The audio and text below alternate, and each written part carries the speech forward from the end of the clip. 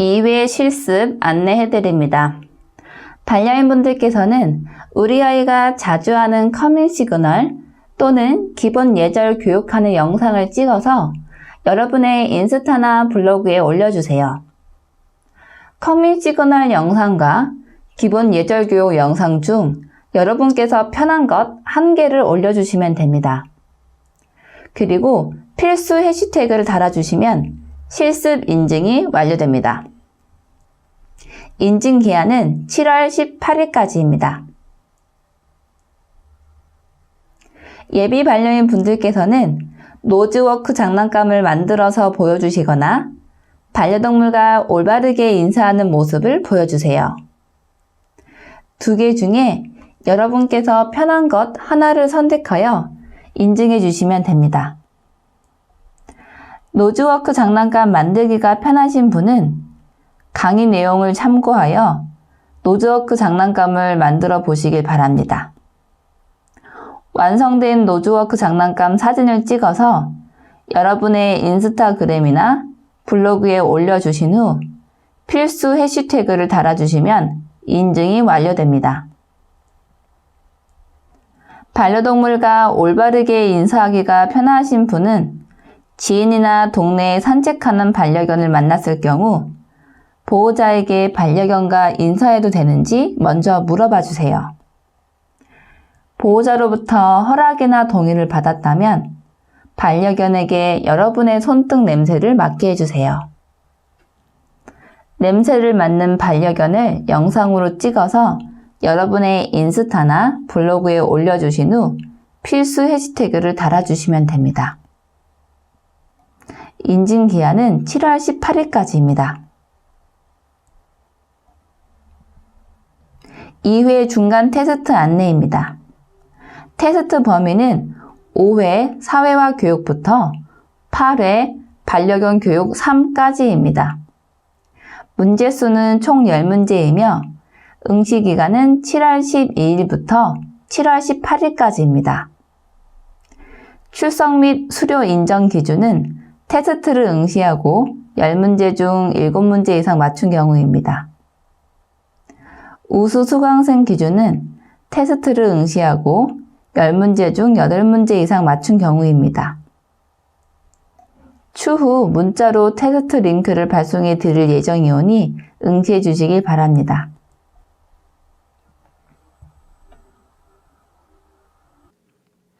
안녕하세요. 반갑습니다. 저는 훈련사 이정우라고 하고요. 지금부터 반려견 교육 첫 번째 기본 예절 복종 교육에 대해서 여러분들과 이야기를 해보도록 하겠습니다. 저에 대한 소개를 먼저 드리자면 저는 훈련사 이정우라고 하고요. 이전에는 여러분들이 잘 아실 만한 그런 훈련센터에서 교육센터에서 훈련사로 근무를 했었고 지금은 펫 매니저 그리고 애견관리사 그리고 대회 때마다 어질리티 대회 스텝으로 일을 하고 있고요. 뭐 다양한 양력이 있으니까 여러분들이 이렇게 확인해 주시면 될 것 같아요.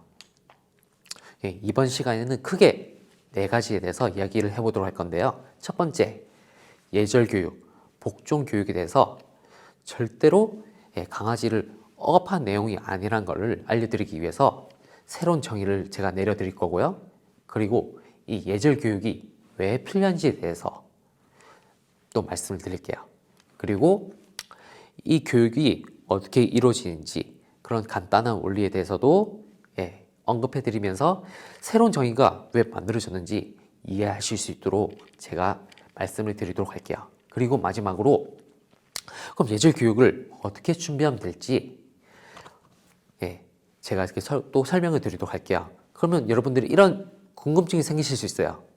그러면 진짜 예절 교육 어떻게 하면 되는 건지 언제 알려줄 거냐 궁금해하실 수도 있는데 그거는 그 다음 시간 예절 교육 실습 시간에 정말 상세히 알려드리도록 할 테니까 포인트를 하나하나 다 찝어 드릴 테니까 너무 걱정하지 마시고요. 이번에는 예절 교육 어떻게 준비하면 될지까지 알려드리도록 할게요. 여러분들이 보통 교육, 특히 복종 교육이라는 단어를 이렇게 생각하실 때 흔히 이 사전의 뜻 그대로 남의 명령이나 의사를 그대로 따라서 쫓는다는 이 뜻 때문에 강아지를 억압하는 교육 아니냐, 심지어 강아지를 학대하는 교육 아니냐, 이렇게 생각하실 수 있는 경향이 많아서 특히 이 교육이 좀 등한시하는 경우가 많은데요. 특히 그런 내용이 아니라는 것을 이제 이 새로운 정의를 통해서 알려드리도록 할게요. 이 업계에서 특히 훈련사 분들 사이에서는 그냥 복종이라는 단어를 그대로 사용해요. 근데 일반 보호자분들한테 설명을 드릴 때는 좀 예절 교육이라는 단어로 좀 순화해서 사용하기로 하는데요. 다시 한번 말씀드리지만 강아지를 억압하기 위한 내용이 절대로 아니고요. 새롭게 정의를 내려드릴게요. 첫 번째, 강아지와 보호자 사이에 약속을 만들어가는 과정. 또 하나는 그렇게 해서 강아지와 보호자 사이에 호흡을 맞춰가는 과정. 이렇게 정의를 새롭게 내려드릴게요. 어떻게 해서 이런 정의가 만들어졌는지는 간단한 원리를 통해서 다시 한번 제가 설명을 드리도록 할게요. 네, 그러면 간단한 원리에 앞서 이 예절 교육이 왜 필요한지에 대해서 먼저 설명을 드리도록 할게요. 여러분들 대부분 도심에 살고 계실 거예요. 이 도시의 삶이 어떤지 먼저 생각을 해볼게요. 당장 밖으로 나가기만 하더라도 자동차들 쌩쌩쌩 다니죠. 자전거, 오토바이, 뭐 최근에는 킥보드까지도 많이 다니고, 그리고 요즘엔 또 날씨가 좋다 보니까 많은 사람들 산책하러 많이 나오기도 하고, 사람들뿐만 아니라 강아지들도 많이 나오죠. 이런 상황에서 이제 우리 강아지들에게 필요한 사회성이 어떤 사회성인지 생각을 해보면 단순히 다른 강아지와 잘 노는, 다른 강아지와 잘 어울리는 그런 사회성이 아니라 상대방에게 피해를 끼치지 않고 불편함이나 불안함을 주지 않는 그런 사회성을 요구하고 있거든요. 그런 상황에서 우리가 이렇게 산책을 나갔을 때 다른 사람, 특히 그 사람이 다른 어떤 강아지를 무서워하는 사람이라면, 아니면은 다른 강아지가 지나가는 상황일 때 그냥 바로 옆에서 앉아시키거나 엎드려 시킨 다음에 기다려 하는 것만으로도 상대방으로 하여금 불안함이나 불편함을 줄일 수 있겠죠. 그렇기 때문에 이 예절 교육이 필요하다고 보시면 되겠고요. 특히나 이 예절 교육 같은 경우에 퍼피 때부터 약 3개월 그쯤 때부터 조금씩 하는 게 특히 여러분들에게 많은 도움이 되실 거예요. 저도 또한 그 혜택을 누리는 사람 중에 한 명이고요. 그리고 다양한 상황에서도 적용이 가능해요. 예를 들면 도그 파킹이라고 해서 여러분들 강아지랑 같이 다니다가 강아지가 들어갈 수 없는 뭐 작은 마켓이나 아니면 뭐 편의점 아니면 반찬 가게, 빵집 같은데 들어갈 때 간단하게 뭐 기둥 같은 곳 아니면 나무에 줄 묶어두고 뭐 앉아서 기다려, 엎드려서 기다려 시키고 들어가는 것만으로도 여러분들이 마음에 많은 편안함을 느끼실 수 있을 거예요. 단순히 이 예절 교육을 가르치는 것만으로도요. 또한 뒤에서도 설명을 드리겠지만 다양한 교육에서 적용이 가능하거든요. 사진을 보면서 한 번 더 설명을 드리도록 할게요. 이거는. 그리고 여러분들이 아까도 설명을 드렸지만은 강아지를 억압하는 그런 교육이 아니냐, 학대한 내용 아니냐 이렇게 생각을 하셨다면 미국이나 유럽 같은 곳에서는 이게 이 오비디언스라는 종목으로 채택돼서 자리 잡아서 대회가 열리지는 않았겠죠. 하지만 이 미국, 유럽 같은 선진국에서는 이미 이 오비디언스라는 독스포츠 종목으로 오래전부터 자리 잡아서 1년에 몇 회씩 대회가 이루어져 오고 있고요. 한 번 더 말씀을 드리자면 이 예절 교육이 나중에는 어질리티나 독 피트니스 등의 기초로서 또 활용될 수가 있다는 걸 한 번 더 말씀드릴게요. 사진으로 한번 볼게요. 해외에서 열린, 유럽에서 열린 오비디언스 대회, 복종 훈련 경기 대회, 시상식 사진인데요. 이렇게 유럽, 미국 같은 곳에서 1년에 여러 번 대회가 열리기도 하고요. 예절 교육을 시키지 않았다면 이렇게 시상대에 올라서 저렇게 기념 촬영도 할 수 없었겠죠. 저렇게 상을 받을 수도 없었을 거고요. 이 사진만 봤을 때 여러분들이 이렇게 생각하실 수가 있어요. 그럼 저 대회는 셰퍼드만의 전유물이 아니냐? 절대로 아니라는 걸 다음 사진을 통해서 보여드릴게요. 다음 사진 보시면 제 강아지인데요. 이 대회가 셰퍼드만의 전유물이 아니었다면 제 강아지도 상을 받을 수 없었겠죠. 우리나라만 하더라도 최근에 셰퍼드뿐만 아니라 다양한 견종의 강아지들이 나와서 경쟁을 하고 상을 받아가는 그런 상황들이 생기고 있고요. 그리고 이 예절 교육을 통해서 지금 보시면은 제 강아지가 또 광고에 나와서 저렇게 또 사진 찍은 모습 보실 수 있겠는데요. 단순히 예절 교육을 했을 뿐인데 저렇게 광고에 나와서 편안하게 사진 찍을 수도 있죠. 광고뿐만 아니라 여러분들 앞으로 강아지들을 데리고 유원지나 아니면 랜드마크 같은 데 가서 포토존에서 사진 찍을 때 내 강아지가 엎드려서 아니면 앉아서 기다려를 할 수만 있다면 사진 찍는 게 정말 편해지고 쉬워지겠죠. 뿐만 아니라 또 사진인데 또 보시는 것처럼 지금 제 강아지가 걔는 훌륭하다라는 프로그램이 나와서 헬퍼로서 도움을 주고 있는 장면인데요. 저 문제견 같은 경우에 다른 강아지를 덮치는 그런 문제가 있었는데 제 강아지가 옆에서 기다리고 엎드리고 이런 과정을 통해서 또 헬퍼로서 또 도움을 줄 수 있는 그런 장면이고요. 그리고 특히 이 기다려라는 교육이 분리불안에도 큰 도움을 줄 수 있다는 거 한 번 더 말씀을 드릴게요. 마지막 사진을 보시면 왼쪽에는 어질리티한 장면, 그리고 오른쪽에는 독피트스를 하는 장면인데요. 앞으로 여러분들이 이런 독 스포츠를 통해서 여러분들의 건강도 챙기고 그리고 내 강아지의 건강도 챙기고 같이 호흡도 맞추는 그런 활동을 많이 하셨으면 좋겠어요. 그런데 이런 교육의 기초도 결국에는 예절 교육이거든요. 앉아, 엎드려, 기다려와 같은 이런 예절 교육이기 때문에 단순히 이런 교육을 하는 것만으로도 이렇게 많은 도움이 될 수 있으니까요. 지금 마음 놓으시고 그리고 긴장 푸시고 그리고 머리 비우시고 계속 저를 잘 따라오셨으면 좋겠습니다.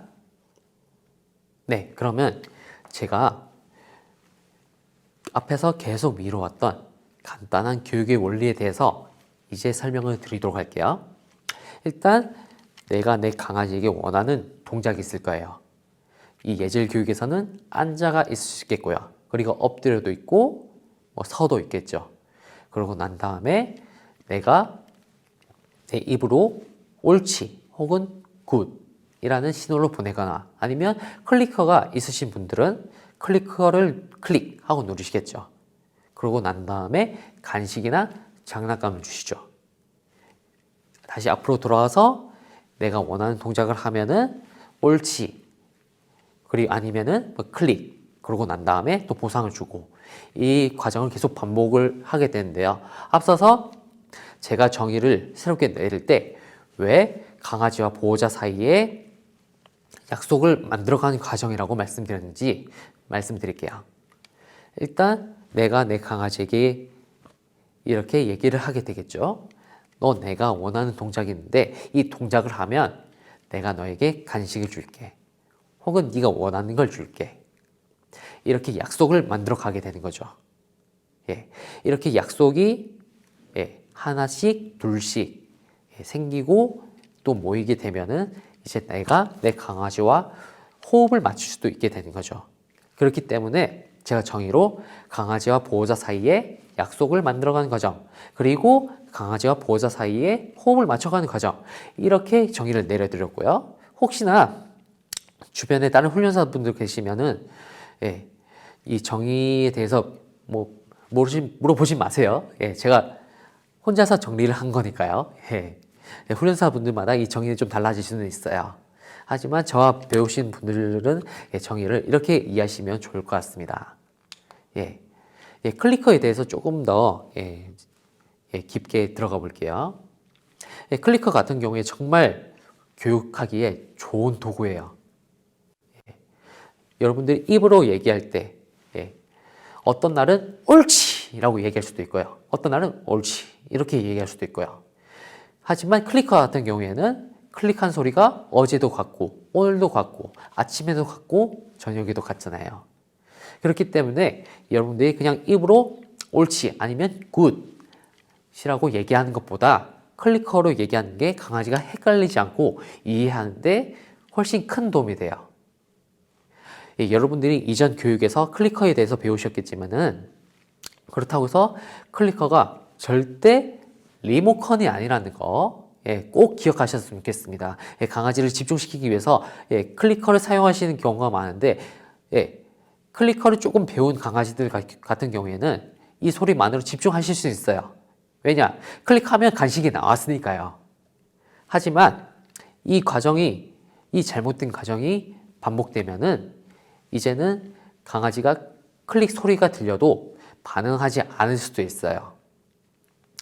그렇기 때문에 강아지를 집중시키기 위해서 아니면 강아지를 조용히 시키기 위해서 클리커를 사용하는 게 아니라는 거, 절대 리모컨이 아니라는 거 꼭 기억하셨으면 좋겠고요. 제가 앞서서 이 클리커가 다른 강아지를 교육하는데 정말 큰 도움이 되는 거라고 이렇게 말씀드렸는데, 하지만 이 클리커가 어디까지나 교육을 보조하는 그런 도구지, 교육할 때마다 꼭 필요한 도구는 아니라는 거 제가 말씀을 드릴게요. 제가 교육을 해드렸던 보호자분들 같은 경우에 이런 분들이 계셨어요. 훈련사님은 수업하시는데 왜 클리커를 사용 안 하시냐고요. 이렇게 물어보시는 분들 계셨는데 이럴 때마다 저는 이렇게 대답을 해드렸거든요. 클리커가 어디까지나 교육을 보조하는 기능이지 나중에는 이 클리커를 제거하는 과정도 있기 때문에 교육하는데 꼭 필요한 도구는 아니라고 제가 말씀을 드렸거든요. 그렇기 때문에 제가 한 가지 말씀드린 거는 클리커 만능 주의에 빠지지 말자는 거 꼭 기억하셨으면 좋겠습니다. 그러면 이번엔 간식과 장난감에 대해서 제가 조금 더 깊게 들어가서 말씀을 드리도록 할게요. 이 내용에 대해서 말씀드리기 전에 여러분들이 드라이브라는 단어에 대해서 꼭 기억을 하셨으면 좋겠습니다. 사전을 찾아보면 여러 가지 운전하다, 운전해서 어디를 가다, 그런 뜻도 있겠지만은 이런 뜻도 있어요. 충동, 욕구, 이런 뜻이 있기 때문에 훈련사들 사이에서는 이 드라이브라는 단어를 많이 쓰고요. 특히 이 두 가지 드라이브에 대해서 많이 얘기를 하거든요. 첫 번째는 간식에 대한 드라이브, 또 하나는 장난감을 이용한 놀이에 대한 드라이브. 먼저 간식, 먹이에 대한 드라이브에 대해서 말씀드리자면 특히 처음 배우는 강아지들한테 특히 효과적이에요. 어떤 강아지나 조금 허기진 강아지라면 간식을 싫어하는 강아지는 없죠. 그렇기 때문에 처음 배우는 강아지한테 드라이브를 올리는데 정말 효과적이지만 그 이상의 어느 정도 이상의 드라이브, 욕구를 끌어올리는 데는 한계가 있어요. 하지만 일반적으로 보호자님들하고 같이 사는 강아지들한테는 그 정도의 욕구, 충동은 충분해요. 강아지를 교육하는데 간식만 쓰는 건 사실 아니거든요. 장난감도 많이 쓰기도 해요. 이 장난감 드라이브 같은 경우에는 특히 처음에 배웠던 동작들 아니면 행동들, 그런 행동들을 강화하는데 특히 효과적이고요. 간식 드라이브가 어느 정도 드라이브를 올리는데 한계가 있다면은 그 이상의 드라이브를 올리는데 효과적인 게 바로 장난감이에요. 하지만 어느 정도 드라이브가 올라가게 되면은 일반적인 보호자분들 같은 경우에는 그 드라이브가 여러분들을 좀 위험에 빠뜨릴 수도 있거든요. 그 드라이브가 공격성으로 바뀌어서 요구로 인한 게 공격성으로 바뀌기 때문에 여러분들한테 좀 위험한 실수가 있어가지고 특히 뭐 대형견을 키우는 게 보호자분들 같은 경우에는 사실 간식으로 하는 드라이버만으로 충분하니까 뭐 장난감이 꼭 필요한 건 아니라는 거 한번 말씀을 드리겠고요. 네, 그러면 이제 어떻게 교육을 준비하면 될지 이제 설명을 드리도록 할게요. 저는 이렇게 생각을 해요. 교육은 30, 관리, 준비는 70이다. 그만큼 내 강아지를 관리하는 거, 그리고 어떻게 준비하면 되는지, 이게 얼마나 중요한지에 대해서 말씀을 드리고 싶어요. 사람뿐만 아니라 강아지도 배부른 돼지보다 배고픈 소크라테스가 낫다라는 거. 강아지를 동기부여하는데 간식만한 건 없죠. 그런데 강아지가 배부른 상태라면 강아지가 간식을 더 먹으려 하진 않겠죠. 그러면 교육을 할 수가 없죠. 그렇기 때문에 어떻게 강아지를 관리를 해야 되는지 조금 상세하게 들어가 보도록 할게요. 일단 자율 배식 안 됩니다. 지금 여러분들 중에 내 강아지를 좀 자율 배식하고 계시다. 수의사님께 좀 자율 배식을 권고를 받으신 게 아니라면 자율 배식은 이제 끊으시도록 해주세요. 그리고 여러분들 집에서 내 강아지가 있을 때 의미 없이 아니면 이유 없이 주시는 간식 있죠. 뭐 단지 예쁘다는 이유로 아니면 뭐 안쓰럽다고 아니면은 뭐 불쌍하다는 이유로 내가 밥 먹는데 계속 쳐다본다는 이유로 주시는 간식 있죠. 이제 안 됩니다. 주시면 안 돼요. 앞으로 교육을 위해서요. 그리고 이건 특히 제가 해결해 드릴 수가 없는 문제인데 내 강아지가 어떤 간식을 좋아하는지 여러분들이 직접 찾으셔야 돼요. 뭐 소고기도 있을 수 있겠고 뭐 돼지고기도 있을 수도 있겠는데 강아지들마다 이제 그건 취향은 다르잖아요. 여러분들이 여러분들 강아지에 대한 취향은 기억하셔서 그런 간식을 준비하셨으면 좋겠습니다. 그리고 제가 텍스트로 필요하다면 교육 전날 줄 법을 교육할 때 다 준다는 생각으로 준비하라고 이렇게 써놓긴 했지만 만약 여러분들이 제 동생이라면 아니면 제가 아는 동생이라면 그냥 이렇게 말씀드릴 것 같아요. 굶겨와라. 아무래도 허기진 상태에서 교육이 잘 되기 때문에 교육할 때 간식을 잘 안 먹는다면은 좀 굶겨서라도 올 필요가 있겠죠. 뭐 하루 아니면은 뭐 한 끼 굶었다고 정말 크게 문제가 생긴 건 아니기 때문에 기왕이면 내 강아지가 좀 간식을 좀 꺼려한다 하면은 조금 허기진 상태에서 준비해 올 수 있도록 해주시길 바라겠고요. 그리고 간식에 대해서 좀 더 말씀을 드리자면은 여러분들 뭐 간식에 대해서 뭐 인터넷이나 아니면 유튜브를 통해서 아니면 TV를 통해서 뭐 개껌 좋은 간식이다 이렇게 많이 들어오셨을 텐데요. 물론 좋은 간식이에요. 강아지들 스트레스 푸는데 그리고 이빨 관리하는데 하지만 교육하면서의 개껌은 그렇게 좋지가 않아요. 왜냐하면 강아지들이 씹으면서 집중력을 잃어요. 계속 씹으면서 다음 교육을 또 해야 되는데 그 텀이 계속 길어지다 보니까 강아지들이 점점 집중력을 잃게 되거든요. 그리고 씹으면서 강아지들은 또 스트레스를 풀기 때문에 그런 욕구가 채워지면서 또 더 교육 받으려는 생각을 하지 않겠죠. 그리고 물론 동결 건조 간식 몸에는 좋습니다. 몸에는 좋지만 저도 동결 건조 간식으로 교육 많이 해봤거든요. 가루가 많이 떨어져요. 가루가 계속 땅에 떨어지다 보면은 나중에는 강아지들이 손에 든 간식보다는 바닥에 떨어지는 가루에 더 집중해서 계속 냄새를 맡기 때문에 교육하기가 힘들어질 수 있어요. 그렇기 때문에 동결 건조 간식처럼 좀 가루가 많이 생기는 가루가 땅에 잘 떨어지는 그런 간식을 웬만하면 피해 주셨으면 좋겠고요. 그리고 사료 물론 나쁘진 않아요. 나쁘진 않은데 교육할 때마다 사료를 준비해서 교육을 했더니 사료를 잘 안 먹는다. 내가 주는 간식을 잘 안 먹는다. 하시는 분들 같은 경우에는 내 강아지가 이렇게 생각하실 수도 있기 때문에 간식을 바꿔 주실 필요는 있어요. 어떻게 생각할 수가 있냐면 어차피 나중에 먹을 사료인데 나중에 공짜로 먹을 거 지금 보호자 말 들어서 뭐해 이런 생각을 할 수도 있기 때문에 사료를 할 때 교육이 잘 안 된다면 내 강아지가 좋아하는 간식을 바꿔줄 타이밍이 됐구나 이렇게 생각하시면 되겠고요. 그렇기 때문에 제가 여러분들에게 추천을 해드리고 싶은 간식은 강아지가 목구멍으로 금방 꿀떡꿀떡 넘길 수 있는 그런 간식을 준비하셨으면 좋겠어요. 예를 들면 강아지 전용 소시지도 많이 나오거든요.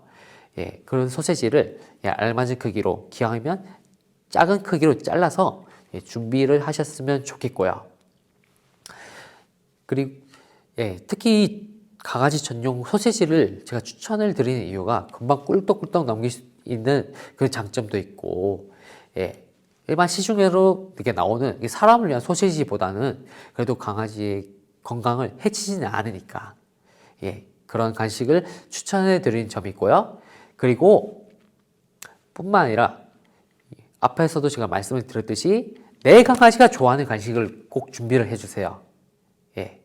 그리고 내 강아지의 건강을 해치지 않는 선에서 준비를 해주시길 바라겠고요. 이렇게 해서 앞서